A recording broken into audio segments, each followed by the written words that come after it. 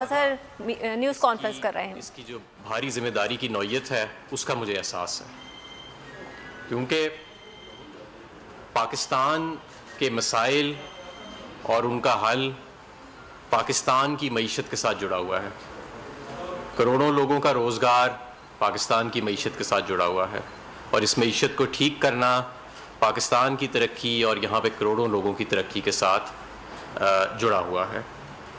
میرے سے پہلے جو دو حضرات وزیر خزانہ رہے، اسد عمر صاحب اور حفیظ شیخ صاحب، انہوں نے بڑی محنت اور لگن سے معیشت کو استحکام دیا. ڈیفالٹ کے قریب جو معیشت تھی اس کو استحکام دیا. مجھے یہ اعزاز تھا کہ میں نے ان کے ساتھ بھی بڑی قریب کام کیا اور ان سے بھی بہت کچھ سیکھنے کا مجھے موقع ملا، اور انشاءاللہ تعالیٰ ان دونوں حضرات سے بھی میں رہنمائی حاصل کرتا رہوں گا. میں یہ بھی آپ کو کہنا چاہتا ہوں کہ اس وقت جو پاکستان کی صورتحال ہے، پوری دنیا میں جو کووڈ کی وبا ہے، اور کووڈ کے بعد جو پوری دنیا میں مہنگائی کا ایک طوفان ہے یا ایک لہر آئی ہے، جو پاکستان بھی آئی ہے کہ کھانے پینے کی اشیاء میں کی قیمتیں بڑھی ہیں، اس کا مجھے اور میری ٹیم کو پوری طرح احساس ہے. اور عوام کے اس درد کو ہم سمجھتے ہیں کہ گھی کی قیمت بڑھی، چینی کی قیمت بڑھی اور آٹے کی قیمت بھی بڑھی، اور انشاءاللہ تعالی ہم دن رات محنت کر کے ان قیمتوں کے اوپر قابو بھی پائیں گے، اور جہاں جہاں پہ حکومت کا اور صوبائی حکومتوں کا انٹرونشن چاہیے وہاں پہ ایک احسن طریقے کے ساتھ کوآرڈینیشنز کر کے ہم انشاءاللہ تعالی یہ کام کریں گے. آج کے حوالے سے میں آپ کو کچھ فیصلے بتانا چاہتا ہوں جو ہم نے فوری طور پہ کیے ہیں. سب سے پہلے تو $2.5 ارب کا ہم نے جو بانڈ ریز کیا تھا اس میں ہمیں بہت زیادہ کامیابی ملی ہے. اس $2.5 ارب کے بانڈ کے اگینسٹ جو ہمیں بڈز آئیں وہ $5 ارب سے زیادہ کی تھیں، یعنی 100% سے زیادہ کی سبسکرپشن تھی، اور اس کی ہمیں کمپیٹیٹیو پرائسنگ بھی ملی. اسی دن جو دوسرے ممالک بھی بانڈ فلوٹ کر رہے تھے ان سے ہمیں بہتر قیمتیں ملیں. آج ECC کا پہلا اجلاس تھا جس کو میں نے چیئر کیا، اس کے اندر بھی ہم نے کچھ فیصلے کیے ہیں. سب سے پہلا فیصلہ تو یہ کیا ہے کہ پیٹرول، جو یہ فیصلہ ECC سے تو ریلیٹڈ نہیں ہے لیکن وزیر اعظم صاحب کے مشاورت کے بعد ہم یہ اناؤنس کر رہے ہیں کہ پیٹرول اور ڈیزل کی قیمتوں میں کمی کریں گے. پیٹرول کی قیمت میں $1.5 لیٹر کمی اور ڈیزل کی قیمت میں $3 لیٹر کمی جو ہے ہم کر رہے ہیں، کیونکہ اس وقت کچھ بین الاقوامی منڈی میں ہمارے پاس گنجائش نکلی ہے کہ ہم یہ قیمتوں میں کمی کر سکتے ہیں. ECC میں ہم نے گندم کی جو منیمم سپورٹ پرائس ہے وہ $1800 پہ فکس کرنے کا فیصلہ کیا ہے، جو کہ میں سمجھتا ہوں کہ کسان کے لیے، ہمارے کسان بھائیوں کے لیے ایک ریلیف ہے. اس کے علاوہ ہماری جو چینی کی قیمتوں میں اضافہ ہوا ہے، ہم نے پوری دنیا سے امپورٹ تو الاؤ کی ہے چینی کی، لیکن باقی دنیا میں بھی چینی کی قیمتیں زیادہ ہیں جس کی وجہ سے امپورٹ ممکن نہیں ہے. لیکن ہمارے ہمسایہ ممالک میں، انڈیا میں چینی کی قیمت پاکستان سے کافی کم ہے، تو اس لیے ہم نے انڈیا سے چینی کی تجارت جو ہے وہ کھولنے کا فیصلہ کیا ہے 5 لاکھ ٹن کی حد تک پرائیویٹ سیکٹر کے لیے. ہماری مجموعی پیداوار 55 سے 60 لاکھ ٹن ہے، تاکہ یہاں پہ بھی ہماری سپلائی پوزیشن جو ہے وہ بہتر ہوئے. جو ایک معمولی سی شارٹیج ہے اس سال وہ پوری بھی ہو جائے اور قیمتوں میں بھی اضافہ ہو. اس کا براہ راست فائدہ پاکستان کے غریب عوام کو پہنچے گا. اسی طرح کاٹن کی اس وقت، کپاس کی بہت مانگ ہے پاکستان میں. ہماری ایکسپورٹس میں اضافہ ہوا ٹیکسٹائل کی، اور کاٹن کی کراپ اچھی نہیں تھی پچھلے سال کپاس کی، تو ہم نے ساری دنیا سے کاٹن کی امپورٹ کپاس کی الاؤ کی ہوئی ہے لیکن انڈیا سے نہیں کی ہوئی. اور اس کا براہ راست فرق SMEs پہ پڑتا ہے، یعنی کہ جو چھوٹی صنعت ہے. بڑی صنعت تو مصر سے بھی منگا لیتی ہے، دوسرے ممالک سے بھی منگا لیتی ہے، مہنگی بھی منگا لیتی ہے، لیکن SMEs کے لیے یہ ضروری ہے. اور آج منسٹری آف کامرس کی پرپوزل کے اوپر ہم نے یہ ECC میں فیصلہ کیا ہے کہ ہم کاٹن کی امپورٹ کو بھی انڈیا سے کھولیں گے جون کے اینڈ تک. میں یہاں پہ یہ بھی بتانا چاہتا ہوں کہ پاکستان کی معیشت میں بہت تبدیلیاں آئی ہیں، اور ہمارا کرنٹ اکاؤنٹ ڈیفیسٹ پہ تو کافی بات ہوئی ہے کہ ہم نے تاریخ کا سب سے بڑا کرنٹ اکاؤنٹ ڈیفیسٹ انہیریٹ کیا، اور وہ جو اس کا تاریخ کا سب سے بڑا خسارہ تھا، اور اس کو ہم نے تبدیل کیا ایک سرپلس کے اندر، اور وہ الحمدللہ آج بھی سرپلس کے اندر ہے. پرائمری اکاؤنٹ کو بھی ہم نے سرپلس کے اندر تبدیل کیا. لیکن اسٹیٹ بینک آف پاکستان کے جو ریزروز ہیں اس کے اندر جو ایک بہت بڑی تبدیلی آئی ہے، میں آج اس پہ بات کرنا چاہتا ہوں.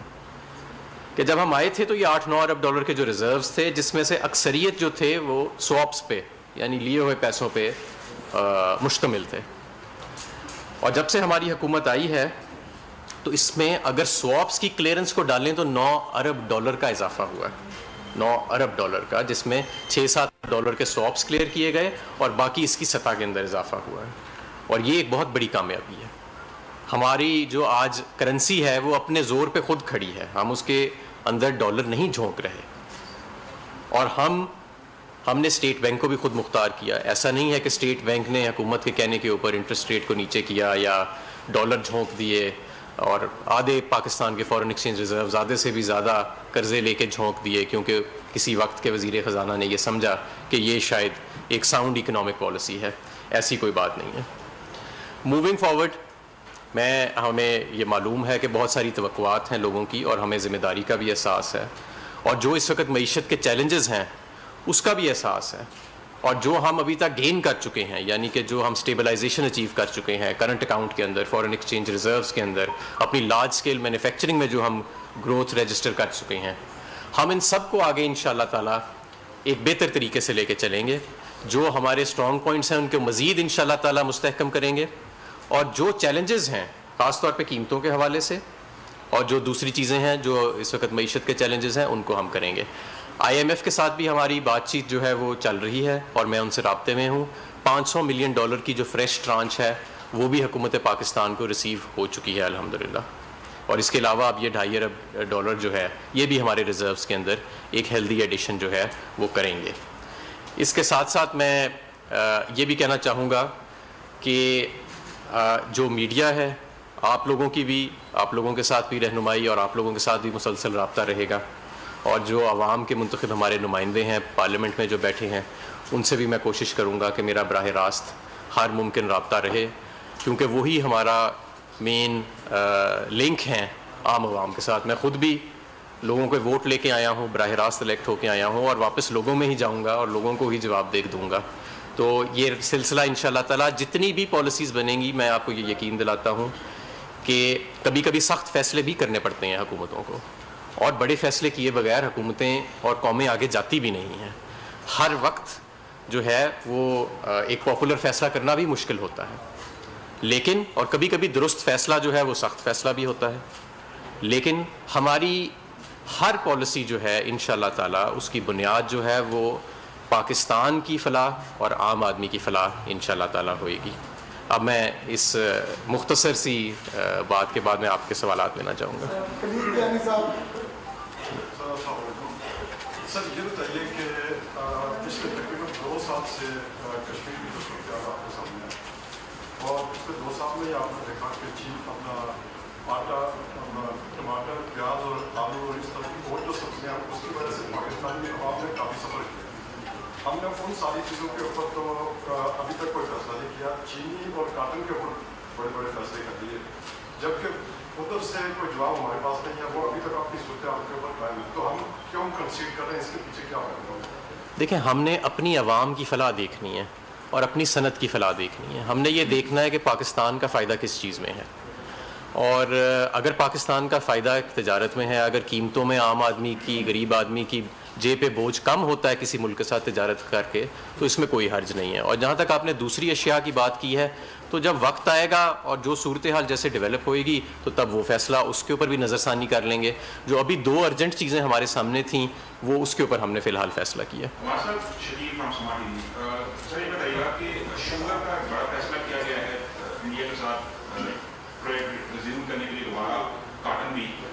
ڈفرینس کتنا ہے پرائسز کا؟ عام آدمی کو کتنا فائدہ ہوگا؟ کمرشل امپورٹ کی اگر اجازت دی گئی ہے تو عام آدمی کو اس کا کتنا فائدہ ہوگا؟ ہمارے یہاں قیمت ہے وہ پرائسز بہت اوپر ہیں. سیکنڈلی، اور فیکٹ آف ایکشن پلان پر ملازمت کے لیے آپ کافی عرصے سے نگرانی کر رہے ہیں، پوری طرح آپ انوالو ہیں، تو پاکستان گرے لسٹ سے نکلتا آپ کو نظر آ رہا ہے؟ جون تک بڑی ڈیولپمنٹ ہونے جا رہی ہے پاکستان کے حوالے سے؟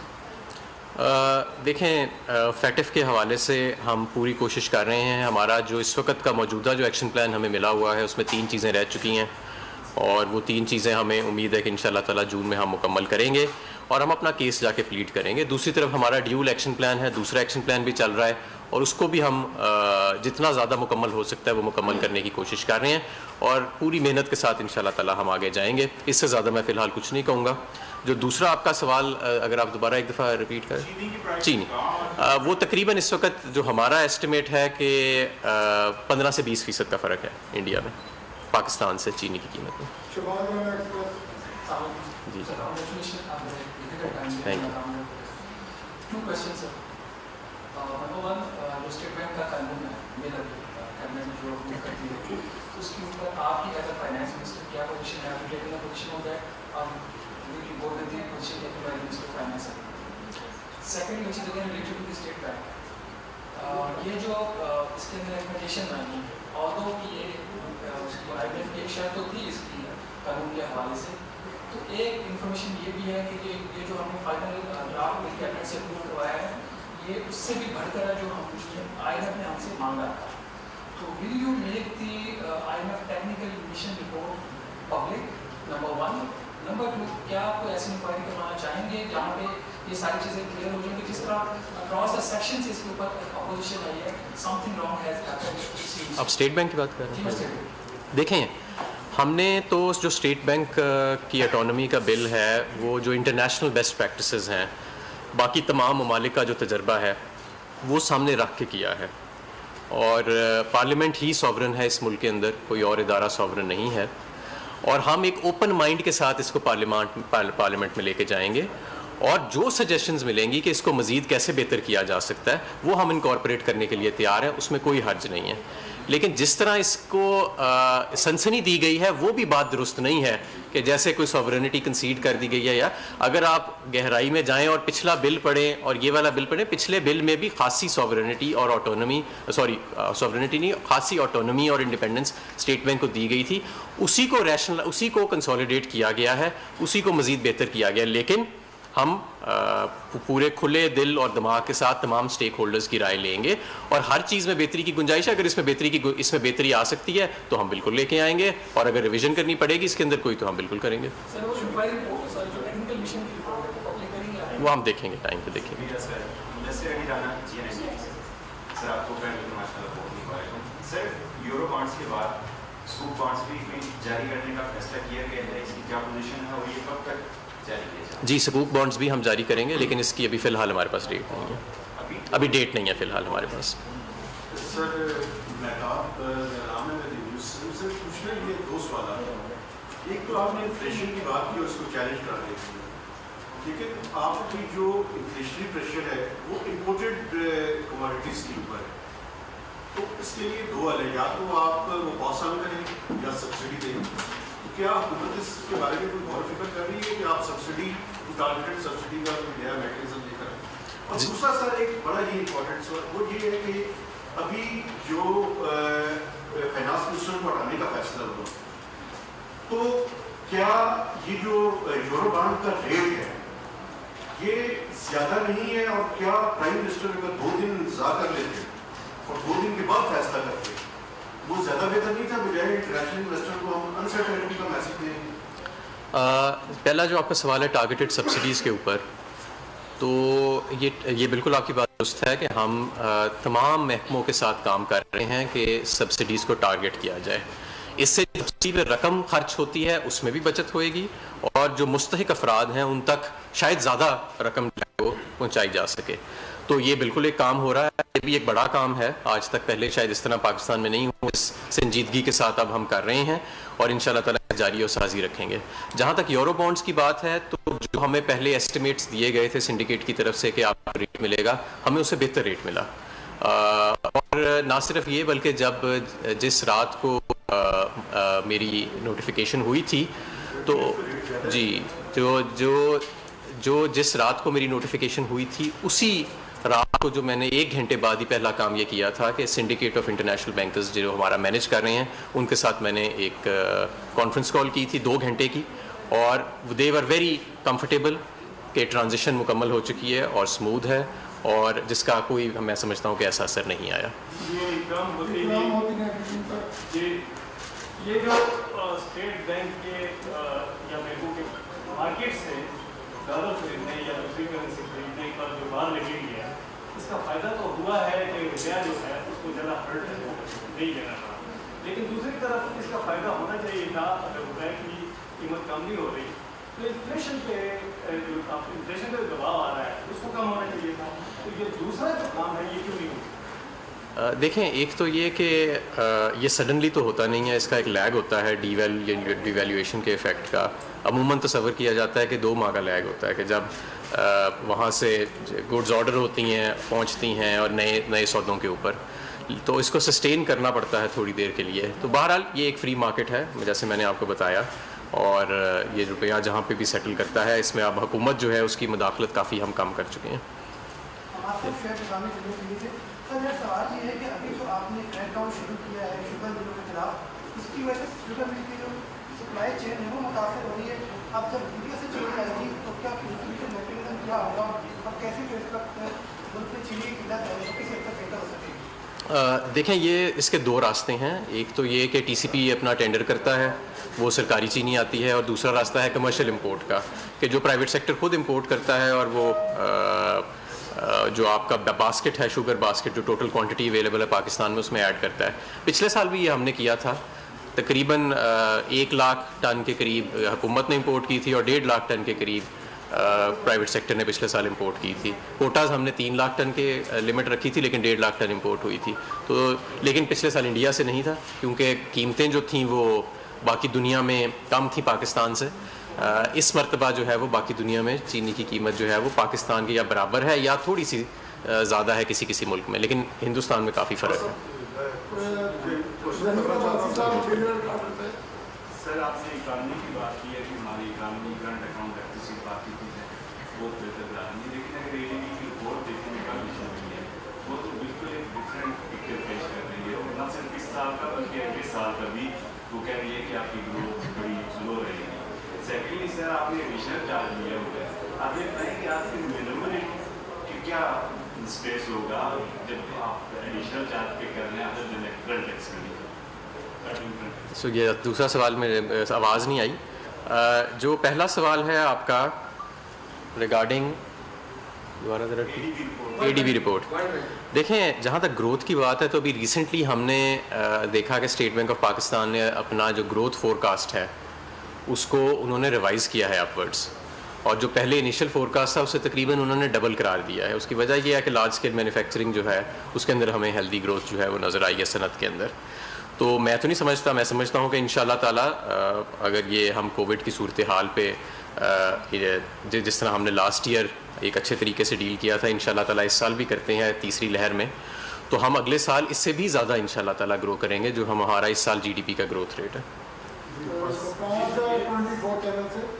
یہ فرمائے گا سر کہ جو سابق وزیر خزانہ ڈاکٹر عبدالحفیظ شیخ جب ان کو بلایا گیا تھا تو ان کے ذمہ کیا ٹاسک دیے گئے تھے, تو انہوں نے وہ ٹاسک اپنے پورے کیے یا نہیں کیے گئے, اور انہوں نے استعفیٰ کیوں دیا, ان کو نکالا کیوں گیا ہے, کیونکہ بہت سارے لوگ یہ کہہ رہے ہیں کہ حفیظ شیخ صاحب کو پی ٹی آئی کی حکومت نے ٹیشو پیپر کے طور پر یوز کرنے کے بعد ان کو برطرف کر دیا ہے. کوئی ریزن اس کے سامنے دیا ہے, یہ ذرا بتائیے گا کیا صرف اور صرف مہنگائی ہی ان کو نکالنے کی وجہ ہے یا اور وجوہات ہیں؟ دیکھیں جیسے میں نے جب شروع میں اپنی پریس کانفرنس شروع کی تھی تو میں نے عرض کیا تھا کہ ہم حفیظ شیخ صاحب کی بہت قدر کرتے ہیں اور ان کے دور میں معیشت کو بہت استحکام ملا, ہمارا کرنٹ اکاؤنٹ سرپلس میں آیا, پرائمری ڈیفیسٹ ہمارا سرپلس میں آیا, ہمارے فارن ایکسچینج ریزروز میں خاطر خواہ اضافہ ہوا. یہ ساری چیزیں اپنی جگہ موجود ہیں اور میں سمجھتا ہوں کہ ان کی قابلیت اور ان کی دیانتداری سے کوئی انکاری نہیں ہے, لیکن یہ وزیر اعظم کا پروگیٹو ہوتا ہے کہ وہ اپنی ٹیم کو سلیکٹ بھی کرتے ہیں اور اپنی ٹیم کو چینج بھی کرتے ہیں. میں خود 2 مرتبہ میری وزارت جو ہے وہ وزیر اعظم صاحب جو ہیں وہ بدل چکے ہیں پہلے اس منصب سنبھالنے سے پہلے, تو اس میں کوئی ایسی بات نہیں ہے. ہم بہرحال ان کی پوری قدر کرتے ہیں اور انتہائی احترام کرتے ہیں, اور میں ان سے پوری رہنمائی بھی لیتا رہوں گا اپنے دور میں.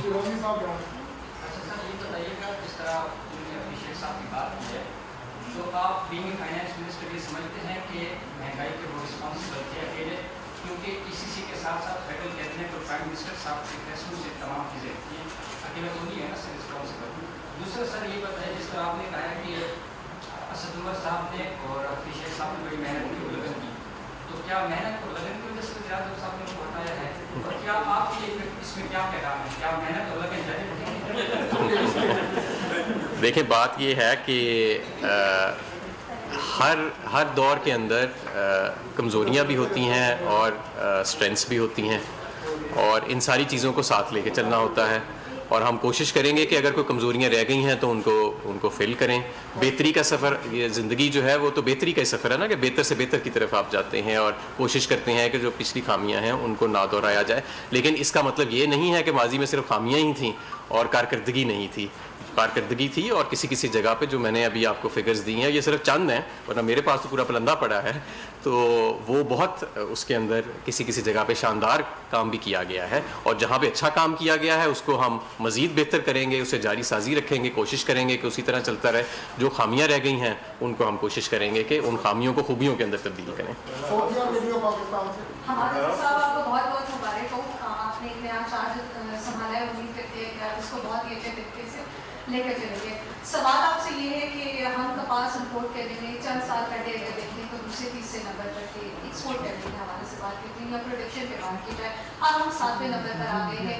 ऊपर से आपने इंडिया के साथ अलाउ कर दिया है कपास की इम्पोर्ट को, मुझे उस पर कोई शक नहीं है कि ऑब्वियसली हमारी मार्केट की नीड थी, लेकिन हमारे किसानों की और कपास के जो लोग हैं उनकी मुसलसल एक डिमांड थी कि उनको बीज इम्पोर्ट करने की परमिशन दी जाए, वो नहीं दी जा रही।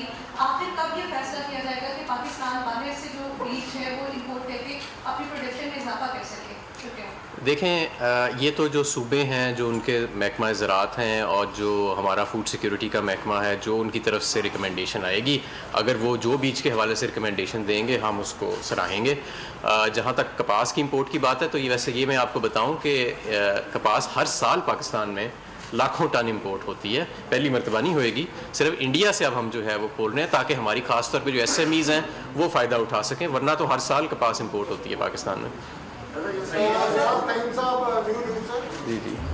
जी हमारा साहब, आपने अपनी मईशत के हवाले से जो पॉलिसियों का तसलसल है वो माजी के जो आपकी गवर्नमेंट की हैं वो बरकरार रखने का इंडिया दिया है।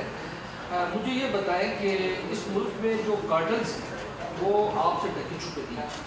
आप जब अपोजिशन में थे, being a citizen of Pakistan, आप इसको समझते हैं और आप मिनिस्टर भी हैं फ्रांस के, कि इन कार्टल्स पर अब तक क्यों नहीं काबू पाया जा सका? Sugar cartel, cement cartel, LPG cartel, जो कि महंगाई की बुनियादी वजह और जड़ है, वो कार्टल इस मुल्क को, मतलब इस मुल्क के अवाम को जो नोच रहे हैं, उनकी महंगाई के हवाले से उनकी पूरी सूरत हाल कर दी है।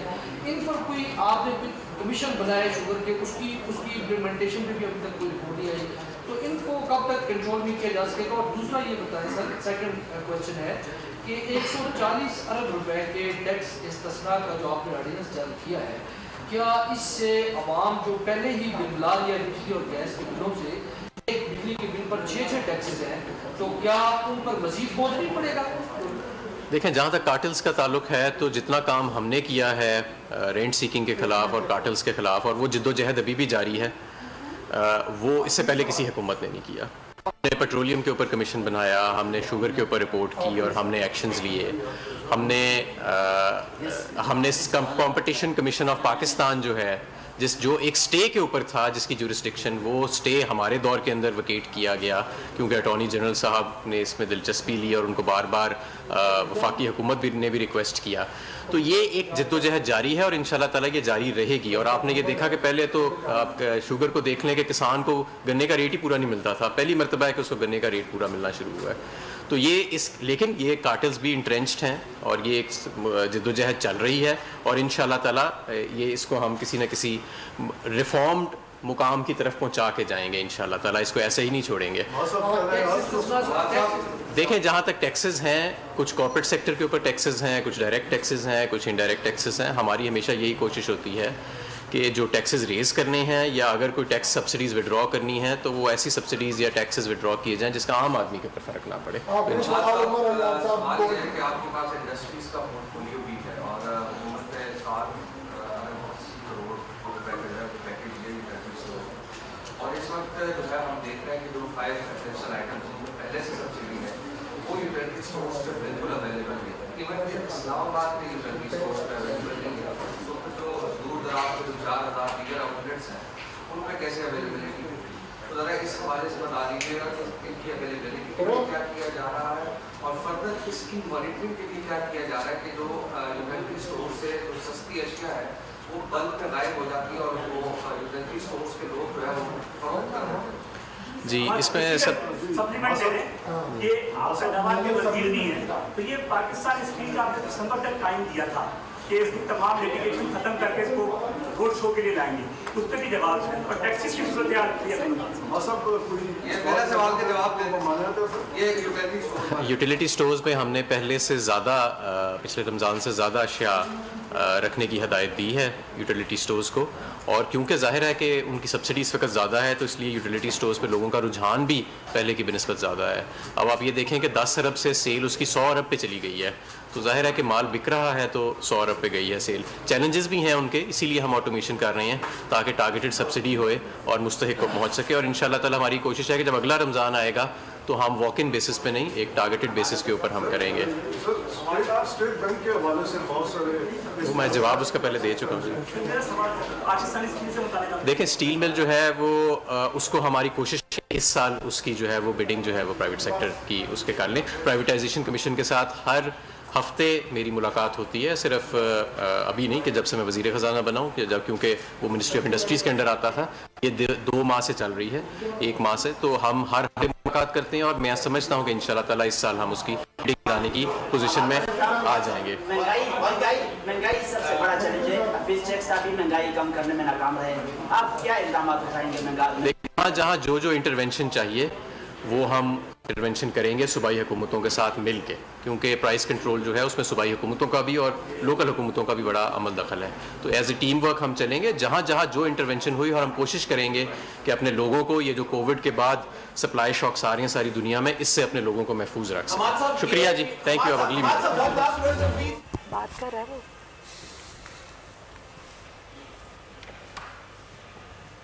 वफाकी वज़ीर ख़जाना हम्माद अज़हर की न्यूज़ कॉन्फ्रेंस आप मुलाहिज़ा कर रहे थे। उनका कहना था कि पेट्रोल और डीजल की कीमतें कम की गई हैं, गंदम की कीमत को 1800 रुपये मुकर्रर किया गया है। उन्होंने कहा कि इससे पहले असद उमर और हफीज़ शेख ने महंगाई कम करने के हवाले से खासे इक़दाम किए।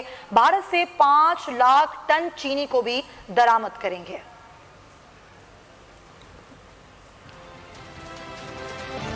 बुलेटिन